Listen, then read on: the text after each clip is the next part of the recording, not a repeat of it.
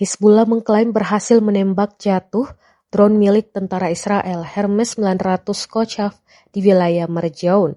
Operasi penghancuran drone Hermes 900 ini dilakukan pada Selasa, 29 Oktober 2024 sore. Kelompok di Lebanon itu kemudian mempublikasikan video detik-detik serangan di Telegram pada Kamis 31 Oktober 2024. Terlihat drone kebanggaan Zionis itu terbakar di atas langit setelah ditembak rudal permukaan ke udara. Tak berselang lama pesawat nirawak tersebut jatuh ke tanah. Dalam keterangan unggahan disebutkan, Hizbullah menunjukkan adegan dari operasi penembakan drone tentara musuh Hermes 900 Kochav di wilayah udara Lebanon Selatan. Adegan dari unit pertahanan udara perlawanan Islam menghadapi drone tersebut dan menembak jatuhnya di wilayah udara selatan.